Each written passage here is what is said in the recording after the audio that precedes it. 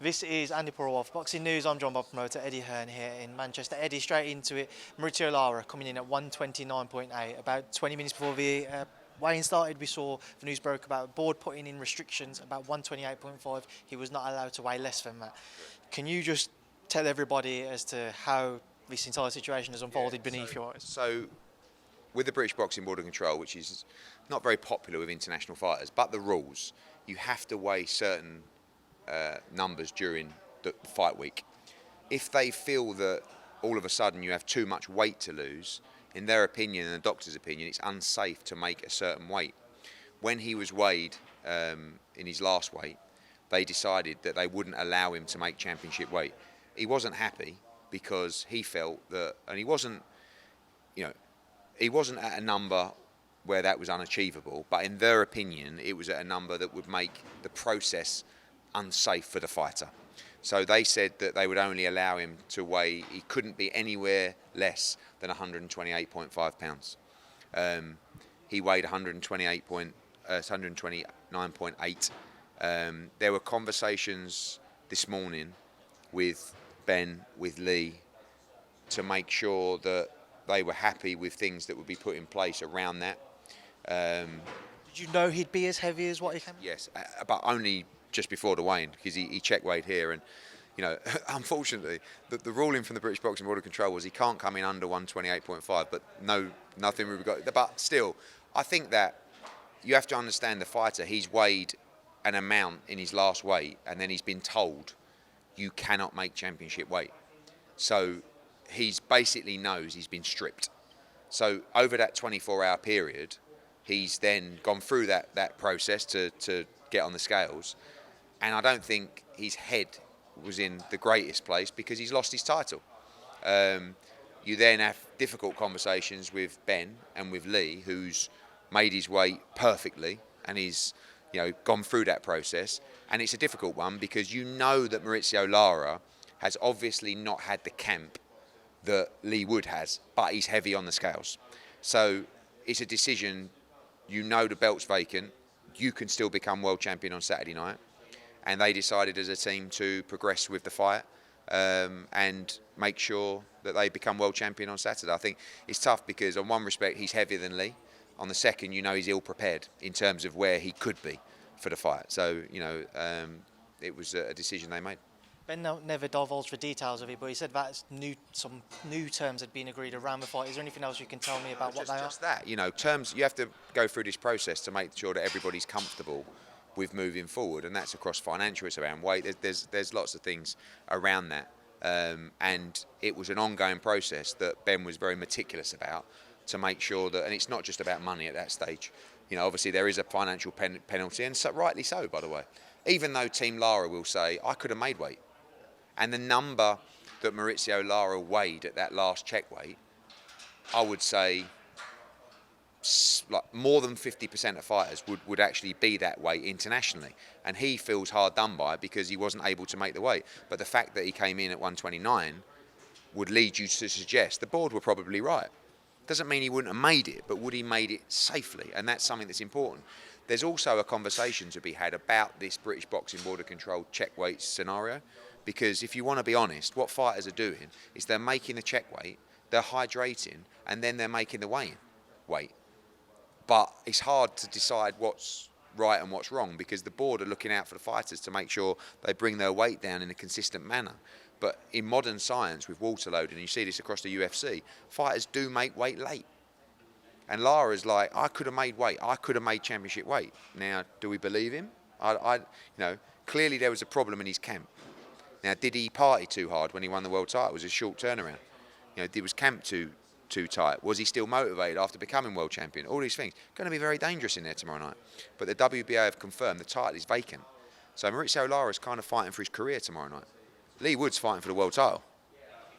And I think the disadvantage of Lara being a few pounds heavier is also equated by the fact that Leigh Wood will know that Mauricio Lara is not the same fighter going into this fight as he was in the first fight, and that's why he'll be confident of victory. Was the fight ever in jeopardy of being pulled? I mean, if he came in heavier than 130, I think that would have been a big problem. again, there was no telling him of. He wasn't allowed to come in under that, but I would have liked him to be around that number, and I think Ben would have liked to as well. And that was another problem when those discussions ensued. But I think if he was heavier than that, then I think we would have had a problem.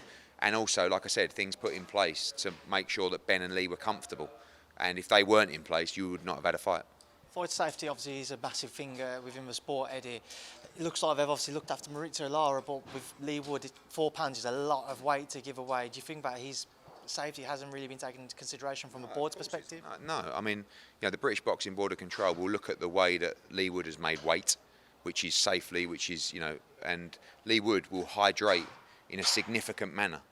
We know that, and there will be no discrepancy in terms of that tomorrow. But I would like to have seen him come in, half a pound lighter or a pound lighter, closer to the board's specification. But in this situation, the board will make a decision on the current status of the fighters, which was Leigh Wood, strong, healthy, made weight great. It's a chance for him to become world champion. To be honest with you, it's not a case of, he's got to weigh 128.5, so have you. You give the fighter that's followed the rules the opportunity to become world champion. And I think if you asked Mauricio Lara, he would have liked to have come in lighter, because it would have meant he had a better camp. Just away from this, Eddie, I saw Subriel Matias tweet, so I put on Instagram yesterday, I believe it was, or this morning rather, that he's got a new fight and that he's ready to announce against former world champion. Now, he was linked with a move to yourselves. So it's not. I think it might be Jose Ramirez. I saw Rances Barthélemy, it was linked. So. Okay. Oh, right. Yeah, it's not the greatest fight ever. But I think he's looking to do a fight in Puerto Rico, Matias, so maybe that's that. Was Matias ever close to signing with you guys? We had meetings in Puerto Rico, but say close, nothing drafted. We made him an offer. He came back with a counter offer, but we couldn't get close to it. Spence-Crawford announced, your thoughts on seeing that? Fantastic. I was starting to lose interest in it, and then when I saw the poster, I thought, this is a great fight. Brilliant for boxing, great fight. Errol Spencer, great fighter. So's Terence Crawford. If I have to choose one, I'm going Crawford, but it's a brilliant fight. What do you predict for pay-per-view, boys? That's a good question. I think... Frank was stuck yesterday when I asked him, because he said it's more of one for the hardcore fan. He don't know what he's talking about. But you look at... who knows what... On Tank against Ryan Garcia, I've heard 800,000 and I've heard 1.2 million. Call it $1 million, right? Which is still fantastic, by the way. This fight is not... I've said it before, and people had a go at me. This fight is not as big as that fight. It is a hardcore fight in a way, but it's also not really, because it's two of the very best in the sport. I'm going for 600,000. Frank said between 300,000 to 500,000. Yeah. You're right, I don't know what he's on about. Yeah, I think 600 is a solid performance. You just seen Top Rank's biggest show for years, Haney Lomachenko, do 150, which is a disaster. But that's what a lot of pay-per-views do, 100,000, 100. So when you see a Tank Garcia and this, but it's great to see those big fights generating those big numbers. Usyk-Dubois first bid yesterday, picked up by K2 Promotions. What did you make of the bidding process there? Yeah, was it 8 million against 5 million? Someone said to me, did they overbid? I said, not if they've got money secured. They didn't. So I think that, Alex Krasuk now owns the rights for that fight. He'll be going out, speaking to all the broadcasters, see who wants to buy it, and he's obviously got a site fee from Poland as well. So, yeah, that's it. Will DAZN look to try and pick that up? I think if it was the right price, they felt it was the right price, I'm sure they'd pick it up. Just on kind of fights in Europe and what have you, what's happened with the Matchroom plan across the rest of Europe? At the moment, the focus is on America, on Mexico, just extended our deal in those markets. Italy, I think, is a market that we will look to use in other capacities. Spain will be back in soon. Australia, we're looking to host a show there in the summer. Obviously, Abu Dhabi, we have meetings there coming up to stage our next event there in September. Mexico, we're in there in July. France, we're in discussions with opening up that market as well, and we'll announce our French show coming up. It'll be October, November. Mainly Italy, I think, is the one that we're taking a step back from. Hanna Gabriels testing positive for Clostable. My only reason I ask you is because obviously she was due to fight Clarissa Shields on the zone. What were your thoughts on the situation surrounding that and her reason as to why she thinks he got into a I system? saw Lou DiBella. I mean, Lou DiBella's very outspoken about this, and I don't believe. I know he's had a lot of stick because of the excuse. I can, having been through these processes, I know that if you handle substances that contain those substances and you ingest them in any form, you will test positive for very, very tiny trace amounts. I don't know the status of the other tests around that. If she was clear a week before, and then that can sometimes help. Lou also said, which is right, if you test positive, you still have to answer to it. You can't just say, sorry, this is the reason. But as bizarre as that reason sounds, I can believe that is something that could happen. Whether it happened or not, I have no idea. But the problem is now they're testing at such small levels that any sign of contamination and you're going to test positive. When did the Canelo and Conor McGregor talk started? I know. Maybe, who knows? I mean, Conor called it out in Dublin last week. I saw Canelo reply. It's not something that's on Canelo's radar, but there's a lot of money in it. Who knows? Bob Arum's had a few words to say about you as well. Yeah, it's a shame really, isn't it? I mean, I don't know. I guess I'm not going to get much support, but he said that I'm a joke and I'm a clown, and I don't know what else you've got to do in the US to be taken seriously. I think I'm doing really well. But, Bob Arum's 93. His ESPN deal's coming up soon. In my opinion, they won't renew. I think he's completely out of touch with everything in life. But he is a legend. He is a Hall of Fame promoter. He promoted the Rumble in the Jungle, Thriller in Manila.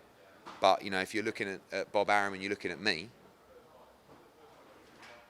I mean, I don't know how you can go any way other than down our road. But look, I respect Top Rank. I think they're actually a good company. Bob doesn't really do anything anymore.